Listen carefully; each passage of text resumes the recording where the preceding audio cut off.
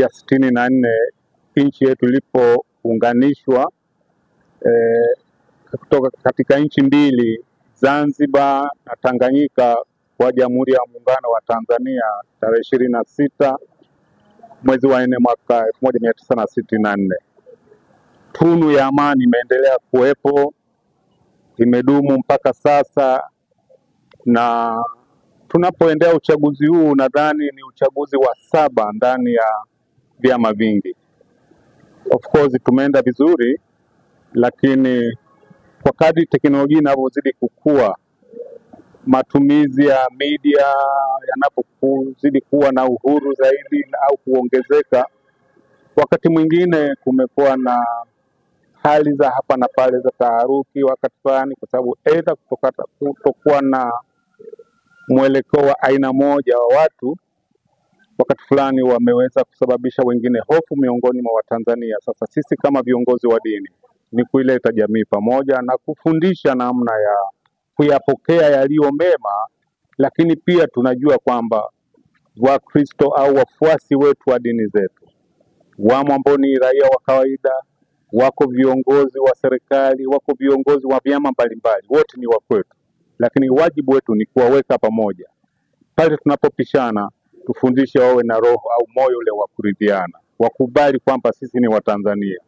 Lazima tutunze tunu ya umoja wa Watanzania. Hili ndilo jukumu letu kubwa sana. Mimi kwa majina naitwa Mulaba Saleh Lulat, ni moja katika masheikh hapa Tanzania, na tukiwa na mada kuu ambao kama ilivyoainishwa hapa ni swala la amani, maridhiano na haki. Kwa kweli tukiwa tunaelekea katika swala zima hili la uchaguzi tarehe 29 Oktoba, kama kiongozi wa dini ningependa kusisitiza sana kuhusu swala la amani.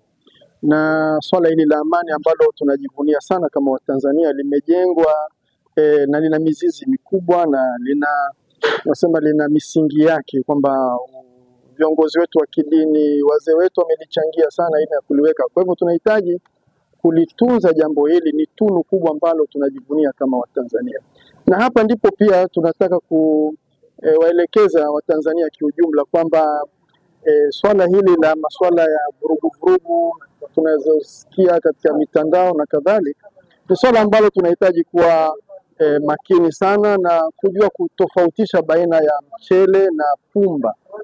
Kwa hivyo tusiyumbishwe na watu ambao hawana mitazamo sahihi ya kujenga ile misingi na kuheshimu misingi ya amani tuliyokuwa nayo hapa Tanzania. Na tukiwa tunaelekea pia uchaguzi, napenda kusisitiza kwamba lengo letu tunakwenda kuchagua, hatukwenda kiushabiki, tunakwenda kuchagua viongozi. Kwa hivyo swala hili sio swala la Simba na Yanga, hapana.